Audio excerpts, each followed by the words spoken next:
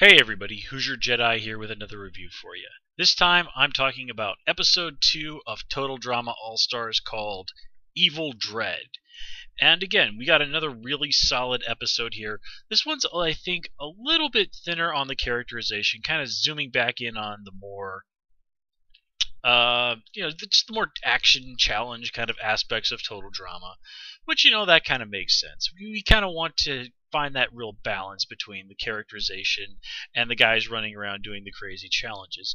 And of course, it's been said in the interviews with Christian Potenza and the other folks behind the scene that going back to the island, the sort of challenge aspects of the first season proved extremely successful last time around with the last season. So of course it makes perfect sense that they're going to continue on with that because, well, let's face it, there's a reason why Total Drama Action and Total Drama World Tour were not quite as popular with the fan base. So anyway, let's get right into what's going on here. And the first thing I want to mention is that I really enjoy the episode title this time around. It's another episode that's a little bit of a pop culture nod. This one, of course, being a reference to the Evil Dead movies. Mostly, probably best known as the Evil Dead trilogy. But that Evil Dead was recently remade as a much darker, more... Well, basically, the original Evil Dead was very much... And it's this, accompanying film... Evil Dead 1 and 2 and Army of Darkness were all very much in the comedy horror genre, with the comedy aspect getting more and more play as the series wore on. Now, I haven't seen the more modern Evil Dead, but I think that one, from what I've read about it, really went back much more hardcore to the horror aspect of the series. I mean, I saw the trailer for it, I'm like, wow, this looks creepy and messed up and not at all my thing. But, I'm never going to pass up a reference to Evil Dead, so the show definitely gets a nod from me on that one. Now, what I think is really interesting this time around is as you see more of the original characters and the new folks, the folks from last season interacting, it becomes really clear that one of the things that I talked about last time around is actually holding true for some other characters. And that was when I mentioned how, for example, that Zoe is, all the things that people really liked about Season 1 Gwen distilled down and given basically Gwen the opposite of Gwen's personality. Now here we kind of see that, in a way, this is true for some of the other folks who came around last season. For example, Scott is very much distilled version of all the worst aspects of Duncan. And I gotta say, I'm still continuing to be a little disappointed that the nicer aspects of Duncan, what the kind of Duncan we saw in the first season, the Duncan who, helped DJ, like basically concealed the truth about the rabbit getting killed in order to spare DJ's feelings. Man, I have to say, I think we're probably going to have to resign ourselves to the idea that that particular Duncan is gone forever, and we're just sort of left with Duncan who's a big jerk. But it was certainly interesting to see Scott and Duncan, interacting and actually sort of hitting it off as well, because just like how we saw Duncan and Joe kind of, showing some chemistry there last time. And also, speaking of Joe, in some ways, she's also a distillation of the worst aspects of Courtney. Now, so it's really no surprise that she's, of course, getting into conflict with Heather. But, Heather gets into conflict with so many people. But we'll talk about Heather in a bit. But I do think this really does, in some ways, make it very interesting because ultimately you have to wonder who's going to come out on top of there. Because, while Scott and Duncan might be on the same side and kind of on the same wavelength at the moment, well, eventually the teams are going to merge and it's every man for himself. So, who's gonna emerge there? I have to say, in the physical aspect of things, Duncan probably has the advantage. Then again, it's been shown that Duncan has a glass jaw as well. Just in terms of pure sneakiness, I'm going to have to give that one to Scott. But again, it's kind of anybody's game on that one. And Joe and Courtney, well, I'm going to have to give that one to Courtney. Courtney is definitely one of the more intelligent folks we've had on Total Drama. And speaking of odd parallels between characters, I happen to even notice one between Courtney and Sierra. Now, Sierra, of course, admits that she's horribly, horribly addicted to her phone, and I confess, me and the old iPhone are depressingly attached at times. I swear, when I got that thing, I promised myself I wasn't going to get addicted and constantly be staring at that thing like everybody else. Yeah, that lasted not even 2 weeks.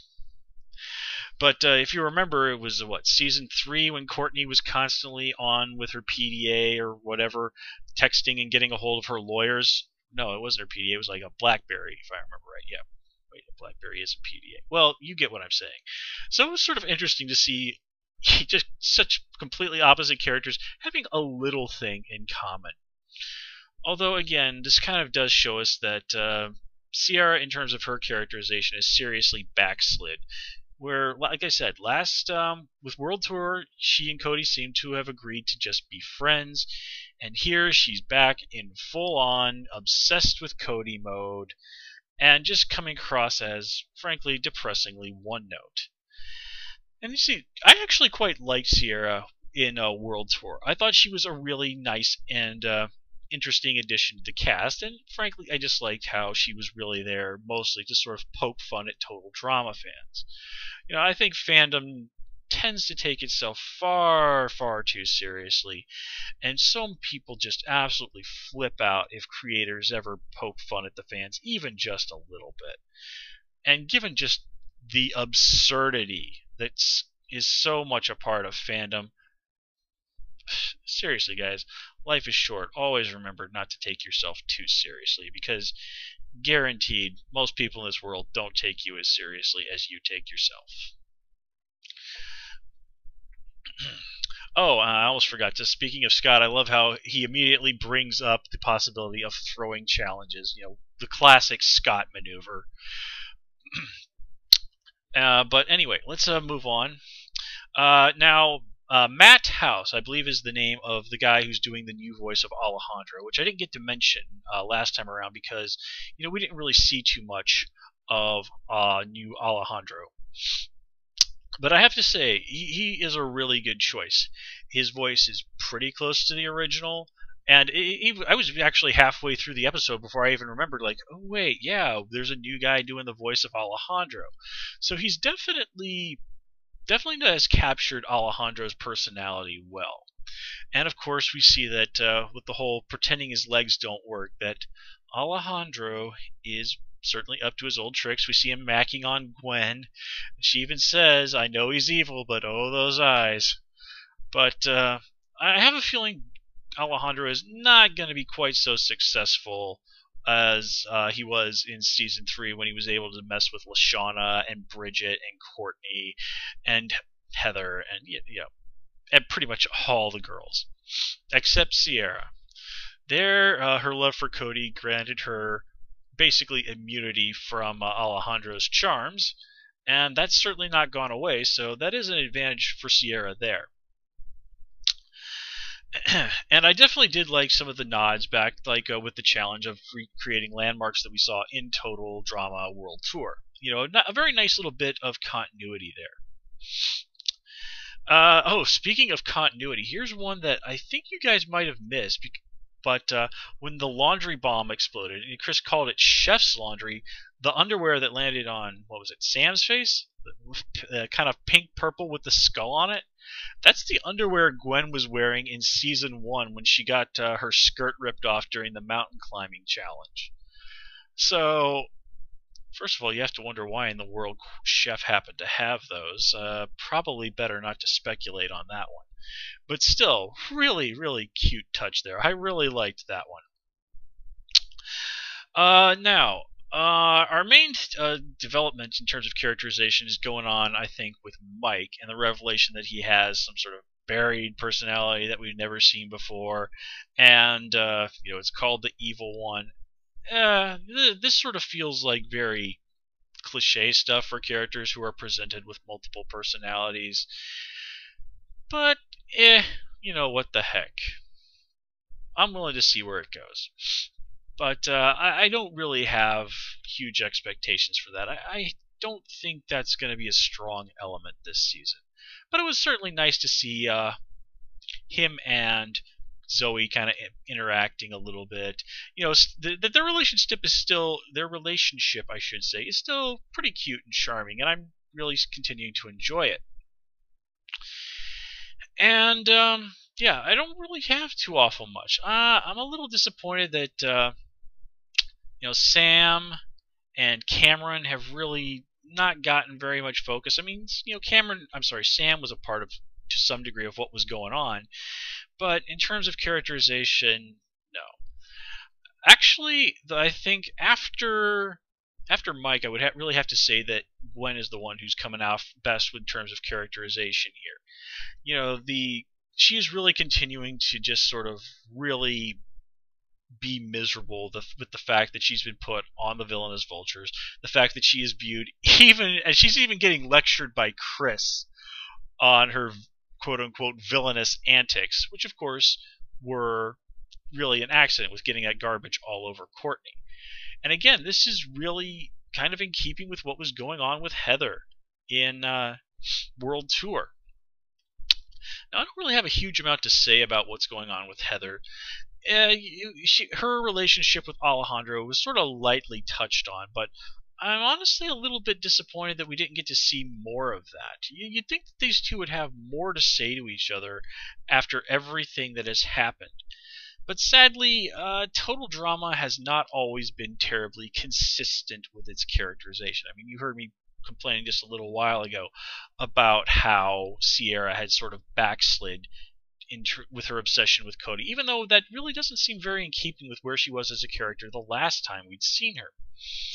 And man, don't get me started on what happened with Trent in Total Drama Action, and you know, the way Cody became uber obsessive over Gwen in season 3, when first time around he was really sort of presented as a guy who was willing to sort of flirt with any girl who kind of came his way. But Cody's one of my all-time favorites, so I can kind of let him slide on that one. Anyway, guys, that's all I've got for you this time around. I do apologize for this review going out fairly late. As I said at the end of my last review, I was going on vacation to Japan. I actually got back like less than 24 hours ago, and since then I've had to go to work and just all the millions and millions, all the seemingly endless things that you have to do to sort of get things back on track when you've been gone for several days.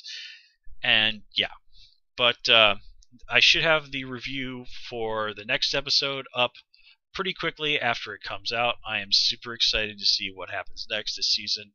You know, not without its flaws, but definitely proving to be quite fun so far.